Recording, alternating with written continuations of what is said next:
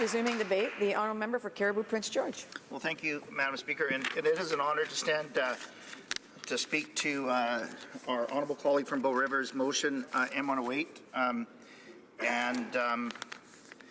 think it's been read out. I think it's important that we always stand and make sure that we are standing up for those that are the hardworking citizens and community members in our riding and Canadians across our country from coast to coast to coast to coast. And Madam Speaker, if I can, during the time that I've been afforded to talk about M108, I want to talk about my riding at Caribou Prince George and indeed friends and families that I'm related to and my wife's related to, because, Madam Speaker, we have just come through one of the most devastating summers that that you could imagine in terms of wildfires, and huge swaths of farming land has been lost. Our agricultural land, as well as our agriculture industry, as well as our forestry industry, has been devastated by the wildfires. But I wanted to mention that I salute our honourable colleague for bringing this forward, because our farmers and our ranchers, our Canadian farmers and our ranchers, are amongst the very best in the world. Our products that we grow and that we produce there is a huge global demand for that. And just very quickly, pulling off some numbers in terms of our beef, our production, which is primarily our area, is we're cattle country, Madam Speaker, and just in 2016 alone, $2.3 billion worth of cattle exports went to over 56 countries worldwide.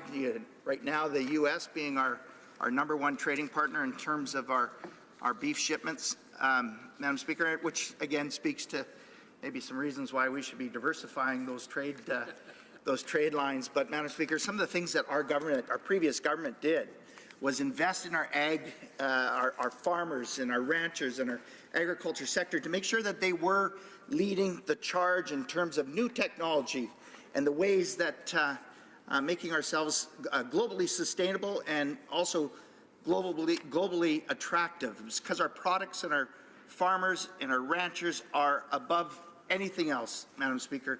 They are leading the way in terms of sustainable practices. Madam Speaker, our farmers and our ranchers, they work 24 hours a day, 365 days out of the year, and I always say that while they may have their bottom, or their books may show that they're earning a lot of money, they aren't the ones that spend that money on fancy condos or villas or vacations. Especially villas or vacations. That money that they earn gets spent right back in the communities that they live. Here, here. Madam Speaker, and it is always preparing for the next season. Now, Madam Speaker, my family as well as my wife's family are long-standing farming families, and we have so we know the ups and downs and how trade and cattle prices can make a difference in terms of that Sunday afternoon dinner, or how things are going in terms of our everyday finances. Farming isn't a glamorous life, Madam Speaker, but it really, truly is an honourable life. Madam Speaker, our farmers and our families, our farming families, are ones that deeply care about their community. They deeply care about our country, our rivers, lakes, and streams. Madam Speaker, during the 2017 summer that has just passed, the wildfires, it was our farmers and our ranchers that refused the evacuation orders, and they stood tall. They stood tall to fight back the fires. They protected their own properties and they protected their neighbors' properties. Many of them are also logging contractors, and they are the ones that know our region and our communities better than anybody else. They know the shortcuts to the next pasture. They know the shortcuts to the next town, and it was that local knowledge, Madam Speaker, that actually saved many many properties and indeed saved lives. And through you, Madam Speaker, I'd love nothing more than to just acknowledge that, and I've done it time and time again, the efforts of our farmers and our community that stood tall during the fires that we had. And sometimes, Madam Speaker, they take a hit.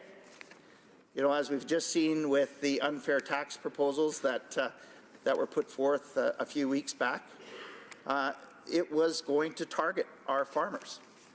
It was going to target those hardworking families.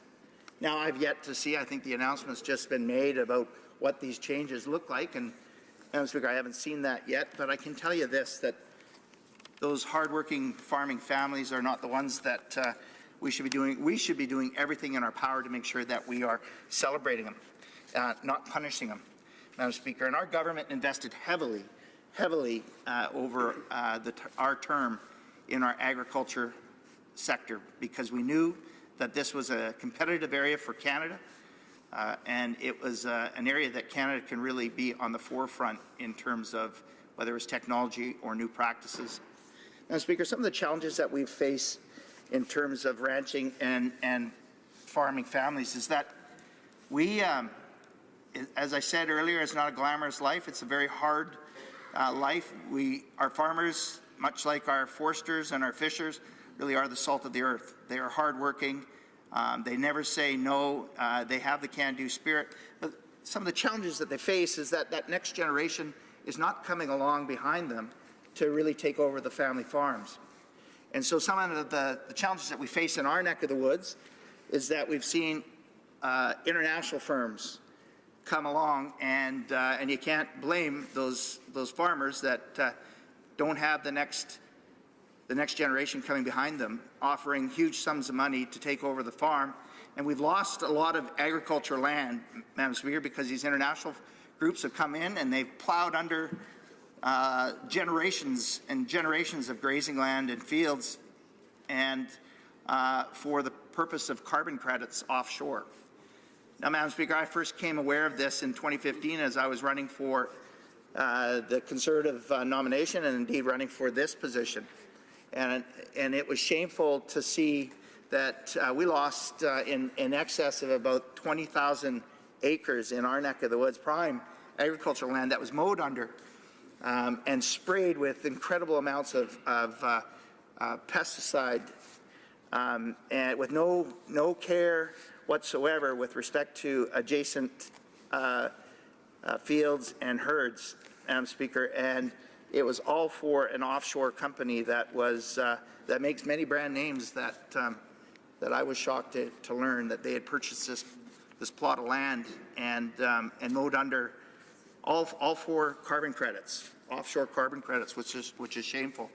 I think we've managed to stem the tide of that, but we do see a lot of the challenges in terms of doing whatever we can to get that next generation to buy into and to make it easier for them to come into this honourable profession.